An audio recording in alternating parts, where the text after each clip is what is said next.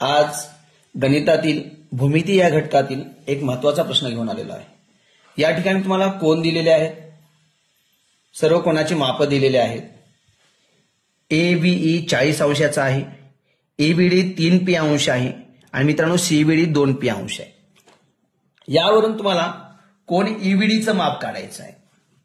अशा प्रश्नामध्ये मुलांचा वेळ पण वाया जातो आणि उत्तर अचूक येईल याची गॅरंटी देता येत नाही, कारण मुलांना उत्तरच कसं काढायचं हे लक्षात येत नाही। मग काही मुलं 40ला धरून काढतात, उत्तर जमत नाही। मग या प्रश्नाचं उत्तर जर काढायचं असेल तर मित्रांनो एक साधी टेक्निक आपल्याला जर कळली ना, आपण जिंकलो बघा। प्रत्येक कोणाचं माप दिलेलं आहे, या कोणाचं 40 अंश आहे, याचं 3P अंश आहे आणि याचं 2P अंश आहे।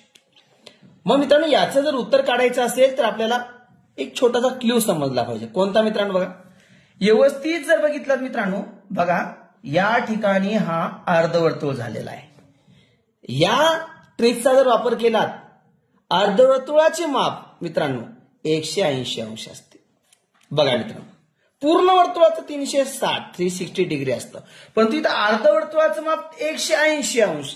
याचा जर वापर केला तर तुम्हाला कोणत्याही कोणाचं माप काढता येईल। मग आता मांडणी कशी करायची बघा, या कोणाचं 40 अंश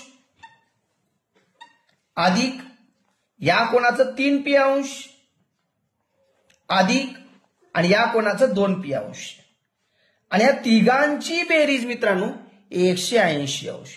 आणि मित्रांनो 180 अंश हा एवढा IMP आहे ना, अनेक ठिकाणी आहे मित्रांनो। पूरक कोणाच्या मापाची बेरीज 180 अंश, रेषीय जोडीतील कोणांच्या मापाची बेरीज 180 अंश, त्रिकोणाच्या तिन्ही कोणाच्या मापाची बेरीज 180 अंश मित्रांनो, आंतरकोणाच्या मापाची बेरीज 180 अंश। खूप महत्वाचा आहे मित्रांनो आपल्यासाठी। मग या ठिकाणी मित्रांनो आता आपल्याला आधी P ची किंमत काढून घ्यावी लागेल। मांडणी तर झाली आपली, 40 अधिक 3P अधिक 2P। मित्रांनो 3P आणि 2P, 40ला 40 अधिक 3P आणि 2P 5P झालं, 5P बरोबर 180। हा 40 उजवीकडे जाणार मित्रांनो, अधिक आहे डाव्या साईडला धन आहे ना, उजवीकडे जाऊन ऋण होणार।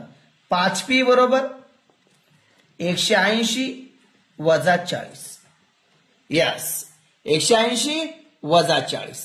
मग आता काय होणार, P ची किंमत काढायची आहे। P बरोबर 180 मधून 40 गेले 140 आणि हा 5 भागणार, 5 ने 140 ला भागा मित्रांनो, 5 1 5, 5 2 10 उरले 4, 40 झाले 85 40। P ची किंमत 28 अंश झाली मित्रांनो, P ची किंमत 28 अंश झाली। आता बघा आपल्याला कोणता कोन सांगितला, EBD। कुठं आहे बाबा EBD? EBD म्हणजे 3P अंश माप काढायचं आपल्याला। 1P 28 अंश आहे तर 3P किती? 3P बरोबर 28 गुणिले 3 बरोबर 8 त्रिक 24, हातच्यारे 2, 3 2 6 2 8, 84 अंश डिग्री। बघा पर्याय क्रमांक 3।